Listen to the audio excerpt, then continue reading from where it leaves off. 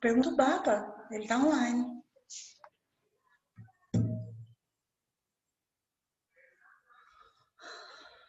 Bom dia, Isabelle. Bom dia. Cadê a Ah, chegou. Maria Vitória, que estava me esperando.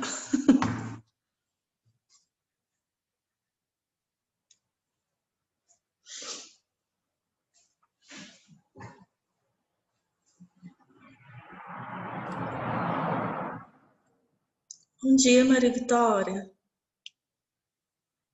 Bom dia. Você avisou o pessoal que a gente ia começar às 10h30? Sei. É porque não é todo mundo que quer vir mesmo? Ainda mais devolutivo. Ninguém tá participando. Na segunda-feira até que teve uma participação boa, né? Você me perguntou se eu não vou usar o BBB, é porque precisa fazer umas atualizações nos meus programas aqui e eu não sei. Aí eu tô esperando um dos meus filhos fazer para mim. Acho que até hoje à noite eu consigo instalar tudo que precisa. Assim, mas não tem problema não. Eu só perguntei mesmo porque avisar no grupo, né? Pelo menos essa primeira semana, porque tem gente que não pega todas as matérias, aí acaba que não acompanha. Aí eu só ia avisar se o link tava lá, né? Mas Entendi. E essa semana tá começando os testes, né? Com o BBB. Aí, ô Totoro, pode parar de chorar aí na porta. Aí realmente eu tenho que conseguir fazer ele funcionar essa semana para fazer os testes. Eu acho que hoje à noite eu consigo, e amanhã e sábado tem aula também, eu uso esse BBB. Vocês conseguiram ter aula com ele? Quem que deu aula nele para vocês? A Mária? desde quarta, de ontem, né? A gente tá tendo aula. Teve aula com o Wilson, Margarete e a Mária. E deu tudo certo? Deu. Vocês gostaram dessa plataforma? Não? Por que não, Maria Vitória? Ai, porque é muito ruim pra explicar. A imagem fica pequena, sabe? Quando compartilhar a tela. Aí algumas pessoas reclamaram também da dificuldade de mexer, porque é complicado mesmo. A gente tem que fazer um curso para mexer lá. A gente recebeu um tutorial. A gente também foi, mas foi receber ontem à noite um vídeo explicando como que funcionava. Aí, como diz o ditado, os pequenos obedecem os grandes.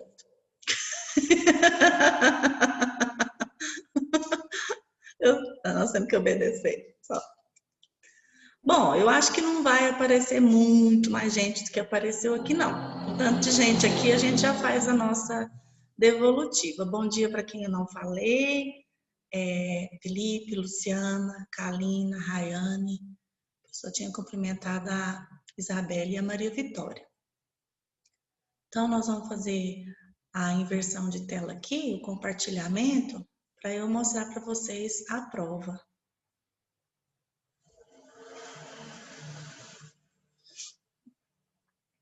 Eu acredito que do mesmo jeito da prova de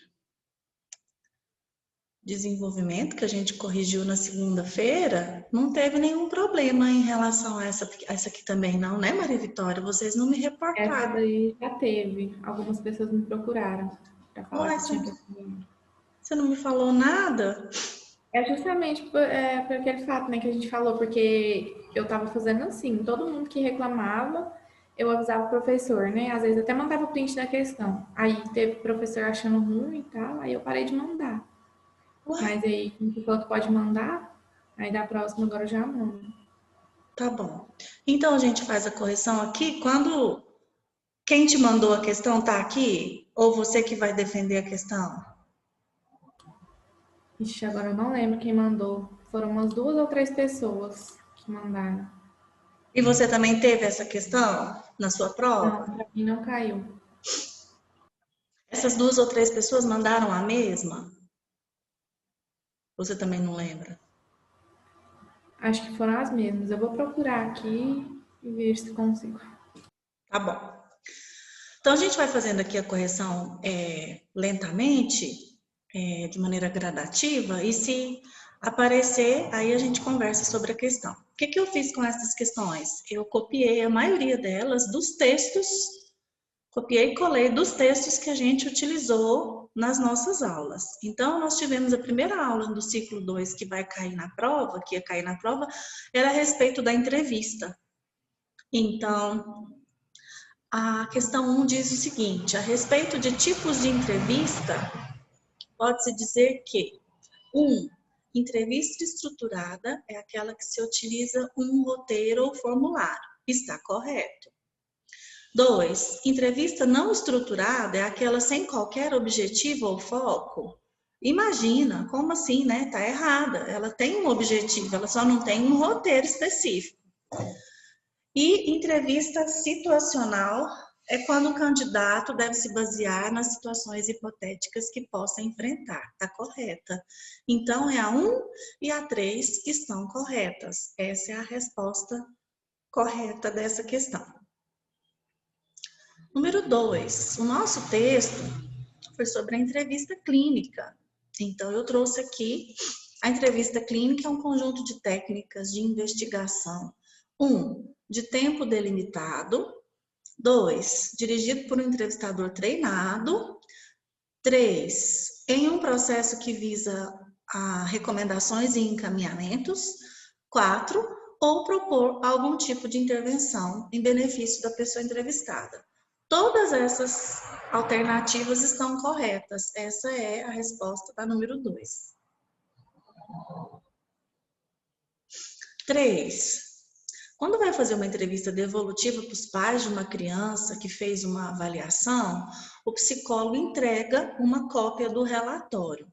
De acordo com o CFP, o psicólogo deve recomendar aos pais para ter cuidado com a confidencialidade? Não, os pais já sabem disso. Avisar os pais que estarão sujeitos a processo judicial se o documento extraviar? Imagina, o documento é deles. C. Solicitar que os pais assinem um comprovante de recebimento do documento. Isso, essa é a resposta correta. Número 4. Vamos ler as alternativas e marcar a letra correta. 1. A entrevista psicológica pode ser de 2 tipos fundamentais, a aberta e fechada. Aí explica como que é aberta e explica como que é a fechada. 2. O psicólogo responsável pelo atendimento à mulher em situação de violência deve avaliar as peculiaridades de cada caso para decidir se o encaminhamento é para o atendimento de saúde ou a um conjunto de atendimentos psicossociais. As duas alternativas são verdadeiras nessa questão. Número 5. Em psicologia, a entrevista psicológica no campo da saúde é de primordial importância, sendo um instrumento fundamental do método clínico. Aí a gente tem que assinalar aquilo que não é objetivo da entrevista psicológica com o paciente. Se é no campo da saúde, a gente tem que pensar que um modelo ambulatorial, um modelo hospitalar, como eu citei para vocês em algumas aulas. Então, não é objetivo da entrevista do psicólogo lá com esse paciente. Aliviar a ansiedade? Sim, a gente tem esse papel. Aumento do rapport?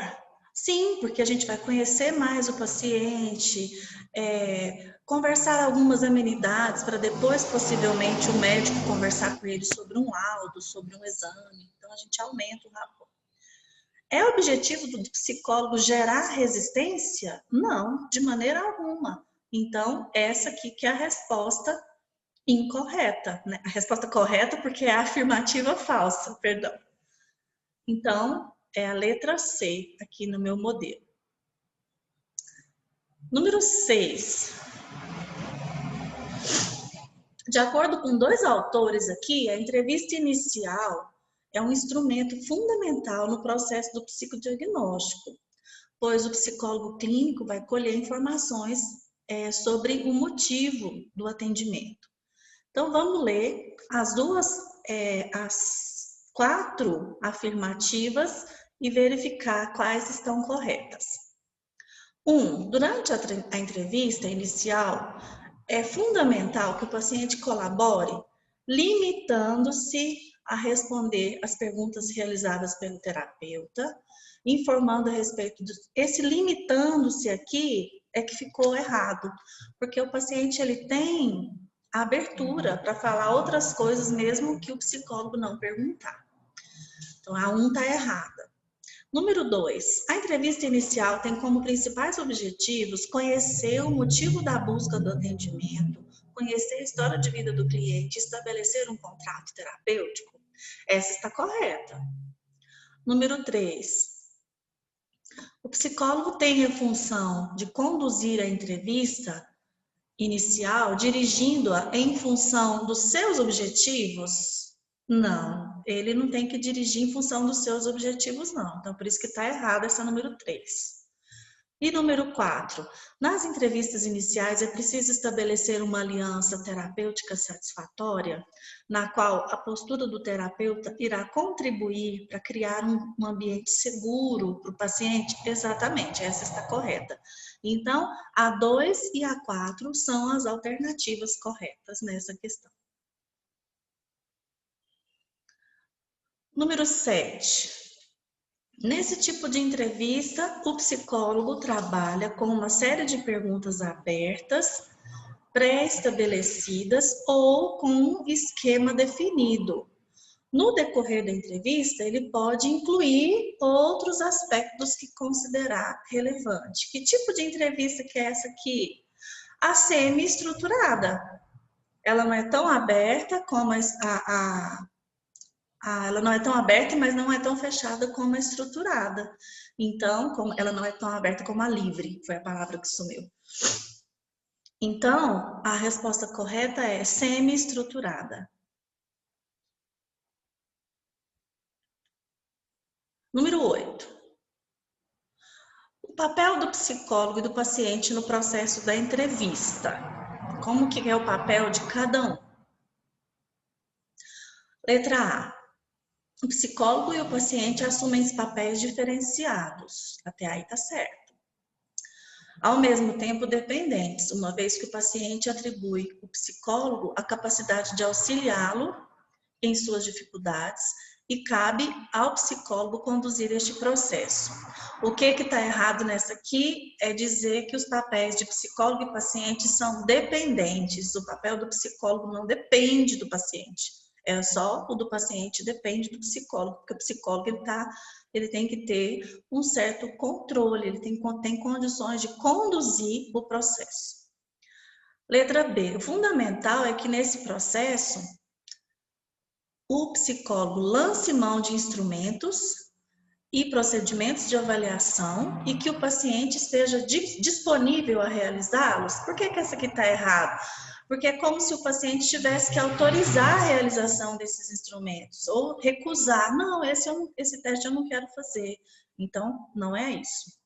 Letra C. A função específica do psicólogo é colocar a entrevista no domínio de uma relação, conduzir o processo e o papel do paciente prestar informações? Exatamente. Essa é a alternativa correta dessa questão.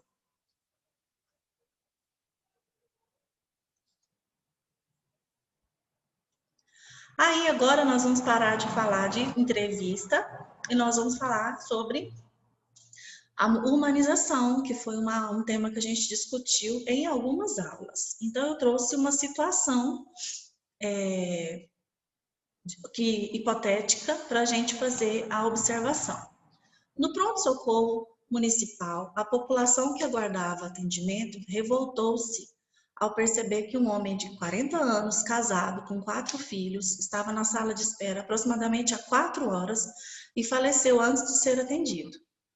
Este acontecimento foi noticiado pela mídia e mobilizou os trabalhadores e o gestor do pronto-socorro a discutir algumas propostas de melhoria de atendimento. Considerando os princípios norteadores da Política Nacional de Humanização, O que tem que estar em pauta? Quais ações que tem que estar em pauta diante dessa circunstância? 1. Acolhimento da demanda por meio de avaliação de risco. Isso, a gente tem que, na urgência e emergência, tem que se avaliar a questão do critério de risco. Então, a 1 está certa. 2. Garantir o acesso referenciado aos demais níveis de assistência. Está certo também.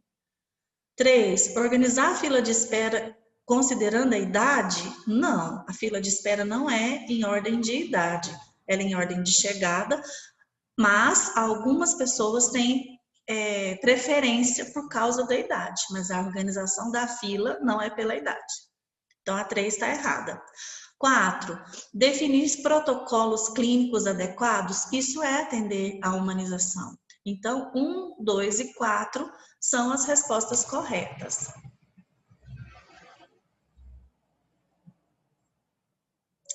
Número 10. Humanizar o Sistema Único de Saúde, o SUS, requer estratégias que são basicamente construídas por quem?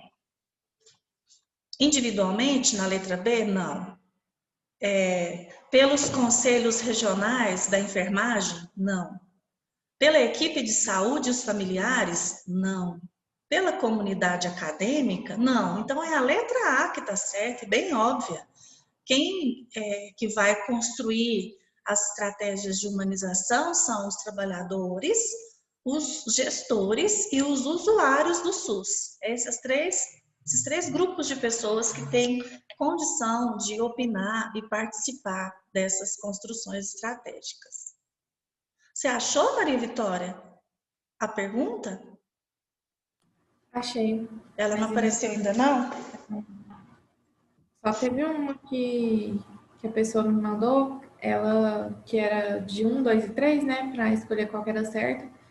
Só que a pessoa corrigiu que por exemplo, que a 2 estava errada, mas ela marcou que a 2 estava certa. Aí, mas enfim, mas é só uma mesmo que está errada. Ah, tá. Quando chegar nela, você me fala, tá? 11. Mas as notas foram, eu estava aqui olhando na ata, as notas foram excelentes. Nota mais baixa, na maioria, foi 30. Então, teve 50, 45, 40, 35 e 30. As notas foram muito boas. O acolhimento é um recurso importante para a humanização em saúde e requer uma nova atitude nesse trabalho. Vamos considerar as 3 alternativas. 1. A reorganização do serviço de saúde a partir da problematização dos processos, de modo a possibilitar a intervenção de toda a equipe multiprofissional, a gente leu um texto sobre isso, encarregada da escuta e da resolução do problema do usuário. Então, essa está certa. 2. As mudanças estruturais na forma de gestão do serviço de saúde, ampliando espaços democráticos para discussão, para troca de sugestões, essa também está certa. 3. A postura de escuta e compromisso em dar resposta às necessidades de saúde trazidas pelo usuário, valorizando cultura, capacidade de avaliar risco. Então, as 3 estão corretas nessa número 11. Número 12. Sobre humanização na saúde, era para marcar a alternativa incorreta. Letra A. Humanização significa valorização da qualidade técnica e ética do cuidado, aliada ao reconhecimento dos direitos do usuário, da sua subjetividade, da sua cultura. Tá certa essa letra. Letra B. A humanização garante um respeito às questões de gênero, etnia, raça, situação econômica, orientação sexual, grupos populacionais. Tá certo? Isso é tratar o outro como ser humano. Humanização compreende a valorização dos direitos de diferentes sujeitos implicados no processo de produção de saúde? Sim, tá certa também. Então, por que a letra D que é incorreta? Os valores que norteiam a política de humanização são a dependência dos sujeitos em relação à atenção à saúde, a responsabilidade da equipe e a participação dos enfermeiros não são só essas pessoas. Engloba uma questão muito maior. Não são apenas os enfermeiros que têm que participar nas práticas de humanização. É toda a equipe multiprofissional, como foi citado na outra alternativa. Então, a letra D é a alternativa incorreta. 13. A humanização, como eixo norteador das práticas de atenção em todas as esferas do SUS, pressupõe, lembra do nosso texto? Trabalhar em rede com equipes multiprofissionais. Uma atuação transdisciplinar, foi o que nós discutimos no texto de equipe multiprofissional. Então, essa é a alternativa correta. Fragmentar está errado. Adequar a cultura local aos serviços de saúde, não, é o contrário, é o serviço de saúde que tem que se adequar à cultura. Promover a dissociabilidade entre atenção e gestão, não, tem que associar e não dissociar. Implantar medidas de segregação social, também está errado. Então, essa aqui foi bem fácil de perceber qual que era a alternativa correta. Falando dos aspectos biopsicossociais que nós estudamos, e nós falamos sobre esse evento que foi o evento que organizou esses aspectos pela primeira vez, e está lá no texto. Então, em que ano a Organização Mundial de Saúde elaborou um novo conceito de saúde, enfocando nos aspectos biopsicossociais? Foi em 1988, na Conferência Universal sobre a Saúde, que coincide também com a nossa Constituição brasileira. Então, 1988 é a data correta. Essa daí que mandaram pedindo para olhar, falando que estavam errado, porque marcaram 1948, mas deve que a pessoa confundiu, porque 1948 pode ter sido o ano que criou, né, a Organização Mundial da Saúde, e não que foi um novo conceito. Exatamente, você já respondeu. A resposta dessa aí tá certa, não tá errado não, o gabarito está correto. Número 15.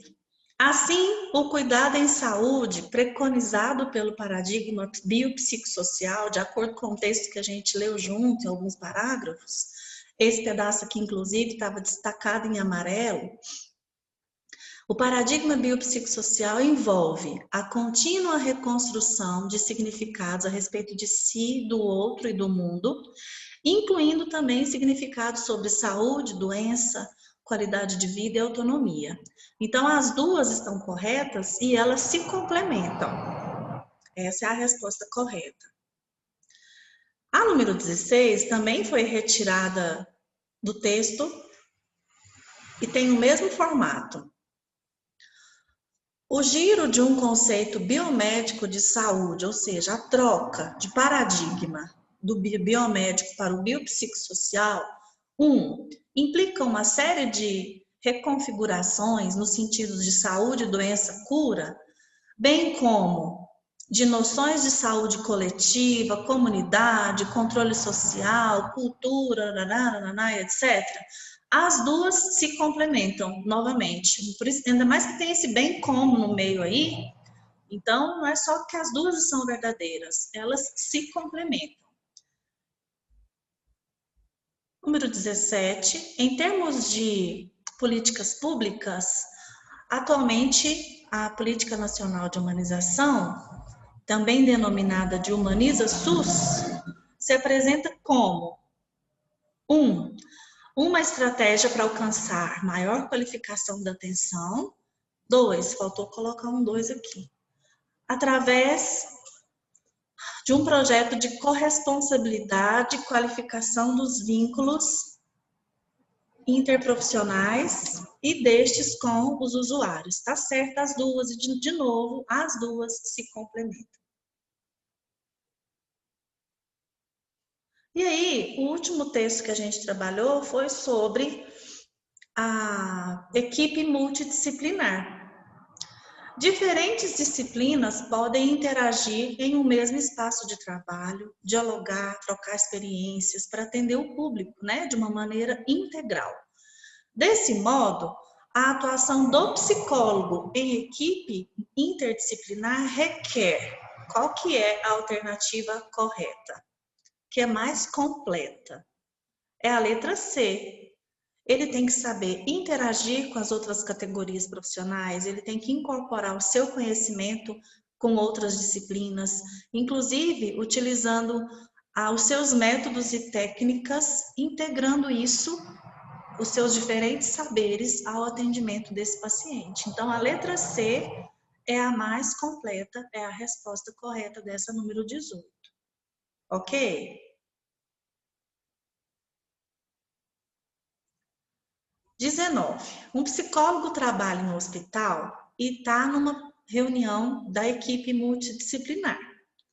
Nessa ocasião, uma enfermeira relata estar tendo dificuldades para cuidar de um jovem paciente terminal que padece de câncer. Lembra que eu falei com vocês que o trabalho do psicólogo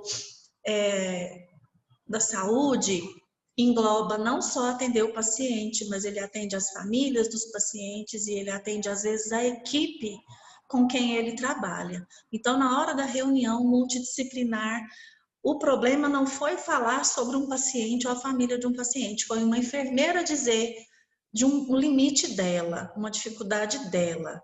Diante dessa circunstância, o que o psicólogo deve fazer? Ele vai encaminhar a enfermeira para terapia? Não, gente, ele está ali, né, trabalhando. Ele vai acolher a enfermeira e falar para ela que ela deve estar desse jeito porque o paciente tem a idade que tem, deve ser parecida com o filho. Não, ele não tem que expor aquela profissional diante da equipe. Então, como que ele vai trabalhar de uma maneira interdisciplinar e multiprofissional? A letra C. Propor à equipe uma reflexão sobre esse tema. Porque às vezes não é só a enfermeira que está pensando desse jeito, com dificuldade. Pode ser que os outros profissionais também estejam sentindo uma certa dificuldade. Então, vamos refletir. Pega aquele, é só uma dica, brincando, tá? Pega o capítulo 19 do livro da Papalha, que fala sobre luto, sobre perda, e fala sobre como lidar com esses processos de doença, e propõe para a equipe uma reflexão sobre esse tema. Então, essa é a atitude correta do psicólogo dentro de uma equipe multiprofissional, ok? E por último, o profissional da saúde, o psicólogo, ele atua em equipe interprofissional na área hospitalar e uma das funções dele, que ele tem, pode ser eliminação da dor psicológica do paciente hospitalizado, intervenções nos níveis primário, secundário e terciário, decisão sobre tratamento invasivo, atuação de baixa complexidade. Não, a única resposta completa e correta é a letra E. A promoção de uma boa relação entre médico, paciente e família. Essa é a resposta correta da número 20. Ok, gente. Alguma dúvida a respeito da nossa prova? Alguma queixa? Além daquela que a Maria Vitória citou, mas ela mesma já deu a resposta para a dúvida. Até porque as pessoas que reclamaram não estão aqui para contestar, né? Então, e elas não caíram para mim. Então tá. Alguém quer falar mais alguma coisa? Deixa eu ver se o chat está caladinho. Tá caladinho, ninguém falou nada. Bom, então, nós encerramos aqui a nossa devolutiva e na próxima aula a gente vai entrar com um novo conteúdo que já vai ser parte do ciclo 3. Tá joia? Obrigada a vocês que participaram, tenham um bom restante de semana e até semana que vem. Tchau, gente!